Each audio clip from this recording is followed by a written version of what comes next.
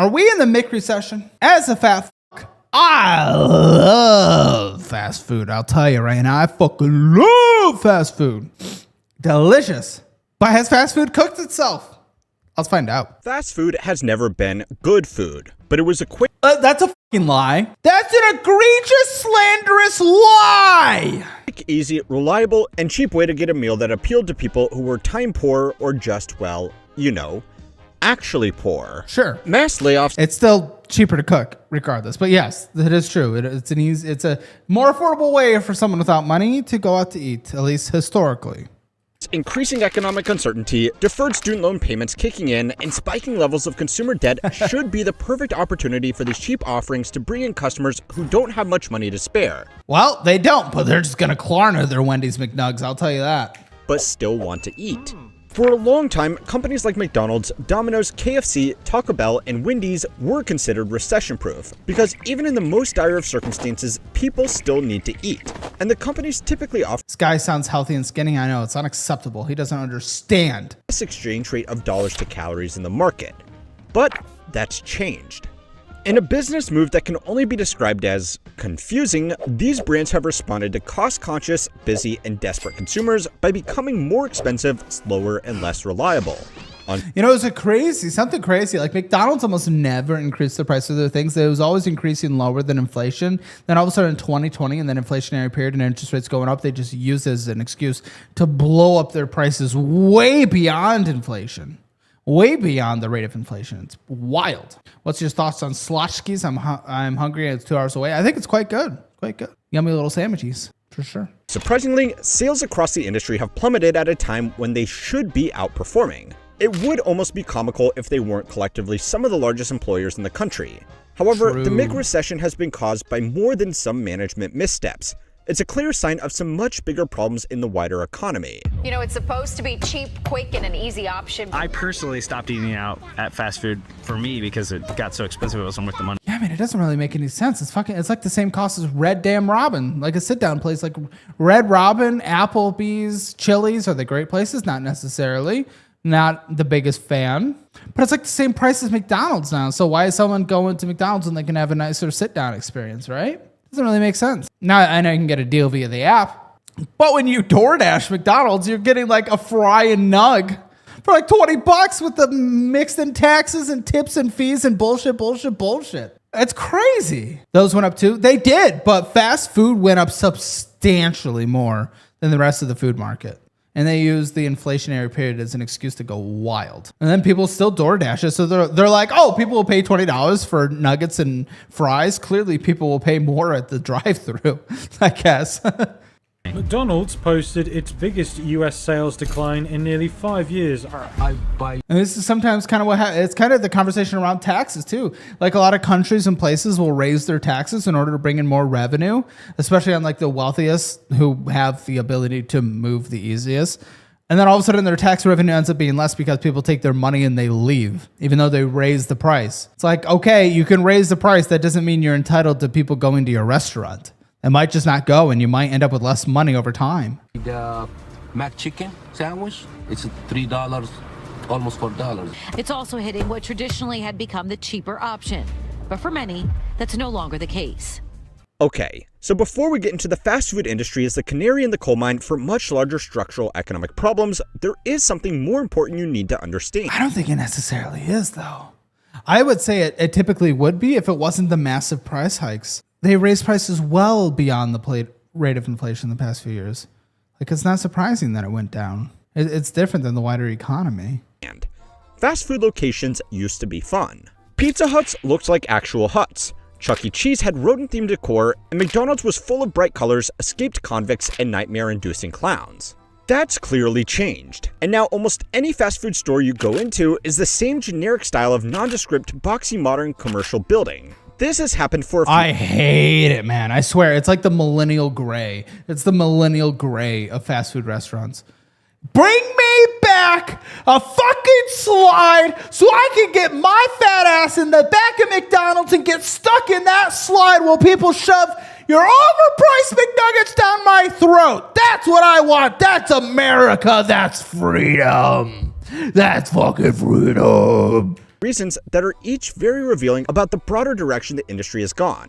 The first reason is that children Bring back 24-hour McDonald's. Bring back 24-hour breakfast. That's freedom. You take that away from me. That's against my First, Second, Third, Fourth, and 10th Amendment. How dare you, you communist golden arches? become less important to overall business demand. In the good old days, companies would advertise directly to children in the hopes they would effectively become little sales representatives and throw a It's true. I always market our budgeting app to children. I want to make sure their monthly allowance is being saved and allocated properly. But I charge them double because what if I want a Happy Meal this week? It's only fair. fit until their parents gave in and took them to get some deep fried slop. Regulations around advertising to children and a general cultural shift away from feeding children too much unhealthy food means that companies can't rely on this market as much anymore though. According to a YouGov survey, Americans between the ages of 18 and 34 are now the largest consumers of fast food, with 42% reporting they consume it several times a week. Oh, fat fox. What's funny is actually like Gen Z millennials are relatively healthy, right? But geez, this is crazy. They do have less discretionary income, and it sounds cheaper, and they can Klarna it. So it's harder to Klarna a nice steak at Ruth's Chris, but you can Klarna a nice McD on DoorDash. Week. Demographic shifts means this age group is now less likely to have children of their own, so the extra money and maintenance on custom storefronts isn't worth it since So this is how it went by a 5-year period. So here's the cost of a Big Mac.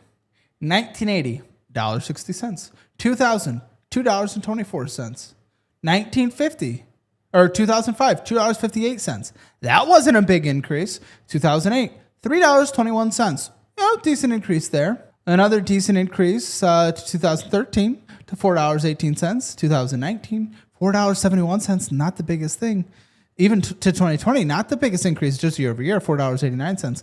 Then to 2024, $5.69. And then immediately 1 year later, up to $6.01. Pretty brutal. 2019 to 2024 saw a 20.8% increase. They used the inflationary period of COVID as an excuse to jack that shit up. Now, for what it's worth, obviously the cost to get employees did go substantially higher, especially in service, where people could get jobs in tech. People could just walk inside tech, so people had to fight. People had to fight to hire people at a place like McDonald's. And I'm sure that contributed to it as well. Capitalism, it is capitalism.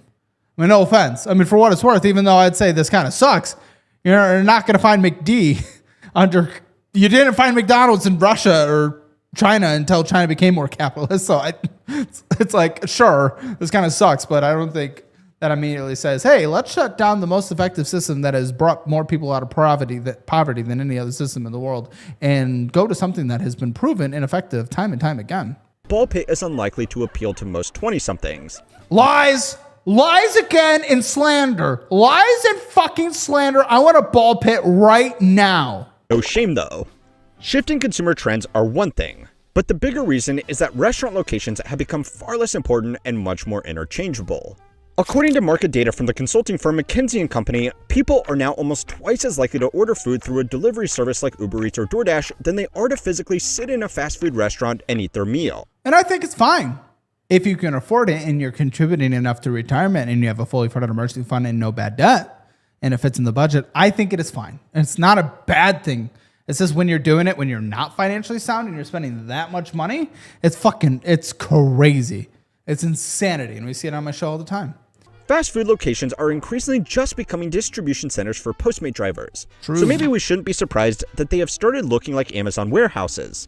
Anyway, alongside ingredients and staffing, the real estate these restaurants sit atop is simultaneously the largest expense in most That's McDonald's whole business, right? Is owning the real estate. locations, as well as being a significant asset. As the story goes, Ray Kroc, the man responsible for scaling McDonald's into a global fast food empire, figured out that he wasn't in the burger business. He was in the real estate business. To this day, for the majority of fast food locations, most of the money is made by the commercial real estate.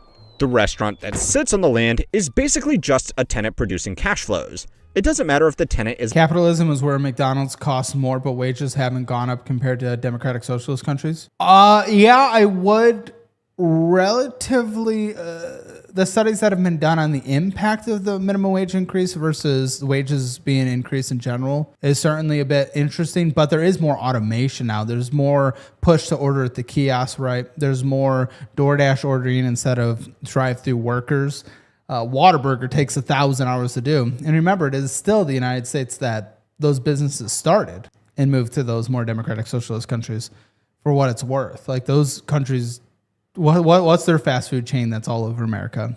I don't personally know. But I definitely get it. But for what it's worth, the cost to hire them have substantially gone up at those industries because people are more selective about where they work. Now that we're in a more normal employers market, yeah, you will see people go in and getting some McFry jobs. But from 2020 to mid 2023, they had to beg. They pay double, triple minimum wage in some places just to get people in there. So yeah. A Wendy's or a McDonald's. So stores have become more uniform to lower the cost of construction and the risk of having an unusual building that nobody else wants to rent if a franchise moves out. And remember, for what it's worth, you're complaining about the prices going up in, the more capitalist country versus democratic socialism country. And they're allowed to do that. That is capitalism. But you know what capitalism has rewarded them with? Making less money because no one's willing to pay for it. The market has said, oh, okay, yeah, we like your food, but your food is not worth that. So yeah, that's another interesting element that I feel like is not being provided in your message.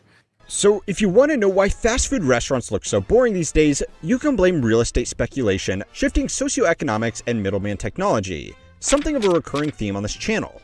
Now anyway, this whole game only works if these businesses still bring in cash. And to do that, they need to move some hamburgers. The trouble is, that's getting really hard. Fast food prices have increased significantly beyond inflation.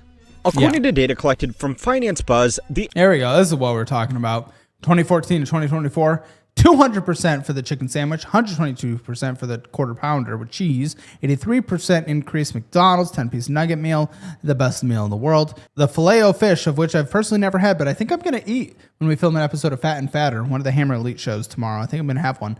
That's up 57%, 50% increase Big Mac. McDonald's medium fries, unacceptable because that's also the best meal of this beautiful planet of 138%. That's fucking crazy. Average McDonald's menu item is now twice as expensive as it was 10 Yeah, Texas has a fully automated McDonald's too now. Yeah, pretty wild. years ago. This trend is partially because fast food items used to be artificially cheaper than they should have been.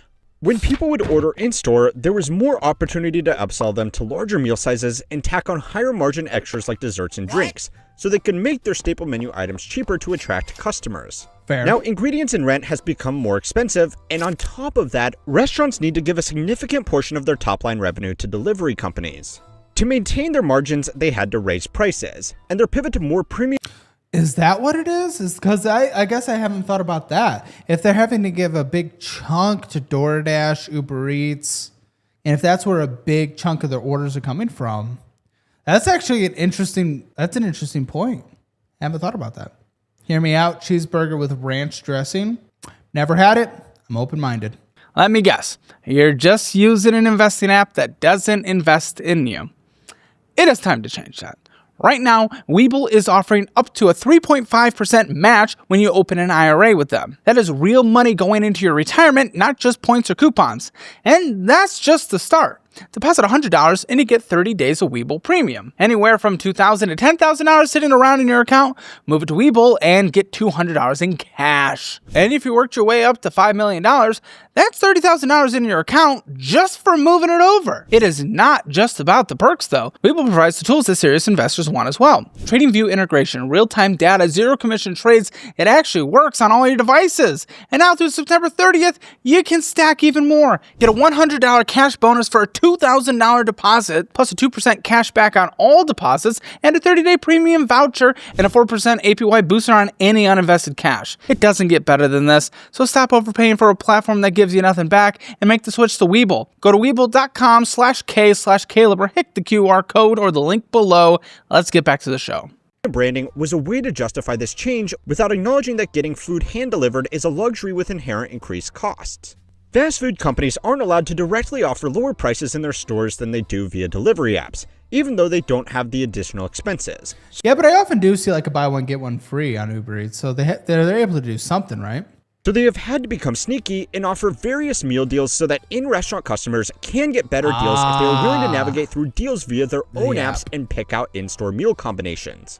If you are a savvy Mick connoisseur and you are willing to sit down, Delivery price is always hiked up. Yeah, but then you add that on the fees and then the local taxes and the tip. It's crazy. do the math and make the most of various deals on the I want Chick-fil-A after. I want Chick-fil-A. They came out with chicken tendies recently. They are very delicious. company-run fast food apps and in-store offers. You can end up paying half as much for the same food as someone who just turned their brain off and poked at the cheeseburger pictures they wanted on their delivery app of choice. This has made shopping for fast food increasingly confusing and time-consuming, which is exactly the opposite reason why customers go. McDonald's app is actually go to with the deals. Yeah, I guess, and this is kind of what it's explaining. That's their new version. Instead of the cheaper normal price thing to upsell you to higher margin items. To these companies in the first place. Now, the companies are not exactly blameless victims in this trend.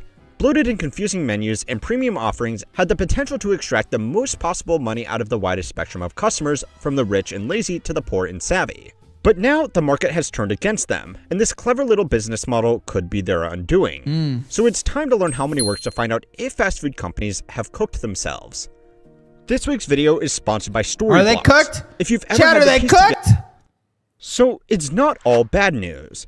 As Q1 earnings have been revealed, some brands have actually increased their sales. Taco Bell, which is owned by the conglomerate Yum Brands, increased average store sales by 9%. Yeah, but Taco Bell is still cheap, man. Taco Bell is still fucking cheap, isn't it? Compared to last year. This success has been attributed almost exclusively to the company's Lux boxes, which have become what fast food used to be: a large quantity of food with a lot of calories for not very much money. Even though the industry declined overall, Taco Bell grew because it attracted customers priced out of other options. Yeah. The company's That's own fair. CEO boasted on the earnings call that the company's performance was thanks to massive wins with low-income consumers. Yum Brands, which also owns chains like KFC and Pizza Hut, does not invest. Can we be honest? Pizza Hut is the worst pizza I've ever had in my life. It blew my mind when I had it a couple months ago. That fucking blew my mind. Soft taco still $1.79, which is more expensive than I was hoping for what it's worth, but it's still in the affordable scale. Into real estate like McDonald's, and instead Warren Buffett doesn't hold any McDonald's shares. Holdings came out today. That's crazy. He used to be a huge holder, right? Major holder. That's wild. rents most of their locations from third-party commercial landlords. This means that when picking a location to open a store, they don't have to worry about the underlying fundamentals of the area and the real estate market. They can focus exclusively on what locations are going to bring in the most foot traffic. This also lets brands operate in locations that would otherwise be considered undesirable by real estate investors with a side hustle in burgers. Across the rest of the industry, though, fast food as a whole has largely lost ground to people just choosing to cook from home. It's cheaper. If you meal prep and you actually plan things out correctly, cooking from home is objectively in every place, every time cheaper. Core Rob. Oh, you're in California, aren't you? I think you said earlier. It's soft tacos, $2.59. It's the California life, unfortunately. I know this isn't exactly groundbreaking news to you watching, but food has become kind of expensive. Yeah. The key to But we've proven it, and we test it here and there by using the HEB. That's our local Texas grocery store. HEB website. We've proven time and time again that you can actually budget single person meal prepping a few times a week. Breakfast, dinner, lunch, a snack, and a dessert for $250 a month. You sort by cheapest for the item, then you go in with a very specific grocery list. You don't get all googly-eyed down the aisle. You can live off of that. And then we app it up to $300 if you want to get just slightly nicer versions. And we'll adjust our budget as, you know, we continue doing that stress test on like a quarterly basis. demographics of young workers that consume fast food are the same people who are getting laid off first, and statistically have less savings to get them through periods of reduced income. That's fair, but they also probably get, but they certainly get unemployment, and they probably get food stamps as well. These people also on average have more debt to manage outside of a residential mortgage. By now, you have probably seen the memes about being able to split your burrito purchase into 4 easy installments using Klarna through DoorDash. Happens on the show. Now, this has probably been blown out of proportion. No, it hasn't. It's happened on the show multiple times now. I think I just filmed one. It was yesterday or the day before. Klarna is just a payment processor that a lot of people are more comfortable with over a credit card or a bank transfer. But it's a humorous way to acknowledge the more serious issue that people are going into debt just to keep up, and new platforms like this are making it easier than ever to do. Klarna and similar services now represent an extra $700 billion worth of consumer debt that isn't being officially recorded on top of over $1 trillion in credit card debt in It is now being reported though, if I'm not mistaken, or at least if you aren't paying and it goes to collections.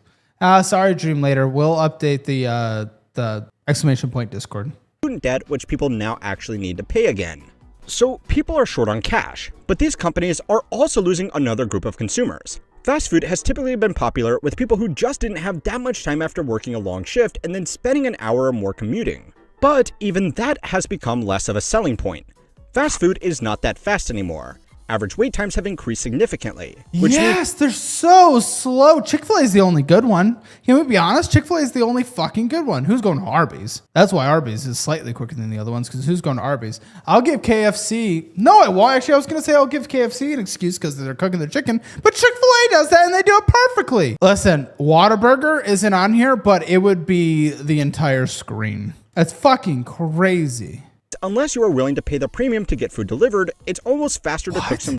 Oh, fastest drive? What? No, Chick-fil-A is by far the fastest. Even with the longest line. Are they just better in Texas? What is happening here? This is the opposite. It is flipped upside down. What? Popeye's better than Chick-fil-A? What are you talking about? Every time I go to Popeye's, it's one of the longest experience ever. Besides Whataburger again. This is crazy. Food for yourself. Now, fast food getting slower has happened for two reasons. The first is that larger menus make it harder to prepare food in advance and keep it ready to be instantly handed over. Now, this also means that food is prepared to order, which is nice. Apart from the second reason, fast food turnover is higher than it's ever been, and overall staff care is low because people simply do not value these jobs as much as they once did. It's true, but I think it is going to level out a bit more now that the employer's market is just so much harder. People are going to accept it for a bit until we get better into a better job market. Now, expecting people to go above and beyond for a minimum wage job at a fast food franchise is clear. No one's getting paid minimum wage anymore. Obviously, certainly somewhere in the country, but most places are not getting paid minimum wage anymore. Federal, especially.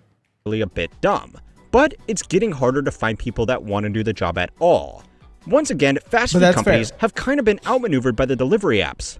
Minimum wage workers now have more options, and delivering food and answering to an algorithm is more attractive to a lot of people than cooking food and answering to. Yeah, you're not listening to a podcast, listening to jams, you're not fucking gooning and driving at the same time. You know, if you're working in a kitchen. The power tripping shift manager. Of course, the obvious solution is to just pay people more, and some companies are basically being forced to do that. But then they either need to raise their prices even further or cut into already razor-thin margins. Automation. These companies are investing a lot of money into automated kitchens to cut down on staff before they get too much negotiating power. But that technology is still in its infancy, and these brands have shareholders to answer to now. If they raise prices anymore, they will also be competing. And then Warren Buffett says bye-bye McDonald's. Directly with slightly more upmarket fast casual dining, and even local independent restaurants, which are getting harder to differentiate from. Longer wait times and a slightly more expensive menu is expected at these stores. For people who want convenience and are willing to pay a few extra dollars for it, they can just order from these more upmarket restaurants off the app. A few extra dollars is like double. As well. At least in Austin. People who aren't worried about paying a $5 delivery fee and 20% delivery tip also aren't going to think twice about paying a few extra dollars to get chef-prepared food over a barely assembled McChicken. For everybody else, the struggles of the cheapest restaurant is a sign of a pretty bleak financial reality. Most of the CEOs that presented poor Man, I fucking love Culver's. Earnings for this quarter acknowledged tough economic times for people choosing to eat takeaway less, concluding that cooking from home has become much more popular for people looking to make their money go further. Healthier, cheaper, quicker, easier than answering the phone of a delivery person who can't find your address and also doesn't speak English, which is every single DoorDash or Uber Eats I get, by the way.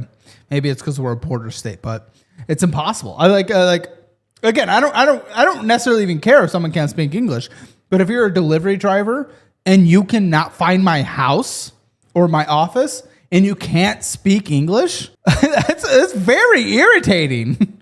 Like, I can't direct you. I can't help you. I want to help you do your job so you can get paid and not get reported by the app or whatever happens when they don't deliver. I don't know what happens on the back end, but I can't communicate. Is that my fault? I'm sorry.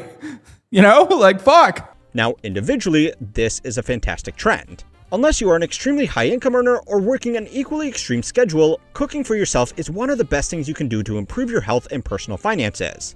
So if you can do it, you probably should do it. But for society at large, when fast food becomes a luxury, that should raise a few alarm bells. Grocery store food has also become much more expensive. It has, but it is. We prove it every single time, and it's going to depend on the grocery chain. But with H-E-B in Texas, we've proved that you can meal prep 3 meals a day plus snack plus dessert, healthy way, price it by the lowest price option, go through the aisle without googly eyes, $250 a month. We up it to $300. You can. We stress it every quarter. And more people than ever now work multiple full-time jobs. So finding the time amongst that schedule to... It's easier to make an excuse. Humans, we love making excuses before actually putting in the work. It is our instinctual thing. It's okay. It's natural, but we got to get outside of it. Also prepare food is hard. That's also ignoring that according to US Census data, around 9% of households below the federal poverty level don't have an adequately functioning kitchen at all. That's fucking crazy. Now that's absolutely insane. Fuck, that's wild. I had 4 years of Spanish and speak fluent Spanglish. I should too, just so I can use delivery apps. Yes, a lot of people are choosing to cook. Yeah, how do you meal prep if you don't have a kitchen? Yeah, I don't have an answer for that one. I think that's where there are hot meal programs that you can get with SNAP, state dependent, and I'm sure that's where these people would get it, right? That's fucking wild, though. From home instead of ordering some Kentucky Fried. People need kitchens, absolutely. Luckily, I mean, a mini fridge, couple $100, right? Obviously, that's not going to go everywhere, but it's a start. Gosh, it's not what I'm advocating for, but it's just like, you know, I try to find a solution, right? An insta solution instead of a big societal. Because advocating for a solution that someone can work for towards themselves is going to be a quicker solution than a structural change from a government way, because that's slow. So mini fridge, fucking, I don't like a hot plate necessarily, but it's a start, right? It's a start. I don't love it. Carbs, and that's good. But a lot of people are just skipping meals altogether, and that's bad. Induction plate, cheap and works very well. Yeah, I'm just afraid of fire hazards, and I'm just not educated on that specifically. Conducted by Credit Karma found that more than a quarter of respondents admitted to skipping meals because of rising grocery costs. This survey was also conducted on... Absolutely, you just can't cook in them. Unless you can get your water hot enough to boil eggs in there. I guess you can eat and bathe at the same time. Doesn't seem about right, but it's a little Kramer-ish. People who are using a credit score tracking service, so the population sample is probably doing better than the true average. Now, this has the potential to cause a feedback loop in low-income communities, because fast food is one of the country's largest employers. Outside of Walmart, Yum Brands and McDonald's are the second and third largest employers of American workers. The Walmart one specifically just like makes you want to die on the Walmart floor. That's why we talk about it. They may not be the most Bathtub desirable jobs greens. in the world, but they provide some income to millions of people. If restaurants start closing down, that could quickly become a huge unemployment problem amongst people with the least financial security to begin with. Now, the story is not much better for these companies outside of America either. Most people around the world are struggling with the same financial realities of increased living costs and economic uncertainty. And increased living costs will always be a statistical reality. You just got to figure out how to properly market yourself in the market. There is a little, listen, again, easier to complain. All I care about is end results, and the best way to get a quicker end result for you is to advocate for yourself in a correct way, and sometimes that means putting in work, a bit more work. And that means getting a degree that just works better, stretches better, gets you in the, like, we can complain all day, and I'll complain with you. I'll hold your hand, I'll cry. Cool. The quickest result is something you do with your own self, though. On top of that, America isn't exactly the most popular kid on the block at the moment. Oh, Instapot type multi-cookers, cheaper $100 solution for no kitchen. That's true. There you go. Smart. Brands like McDonald's, KFC, and for meal Starbucks are prepping, struggling with a general anti-American sentiment across most of their markets as people are choosing to support their local chains over the unashamedly... Okay, yeah, Europe. What do you got that's even comparable to a McFry? What do you got? Bangers and mash? No, fuck you. McFry, that's patriotism. That's freedom. American businesses.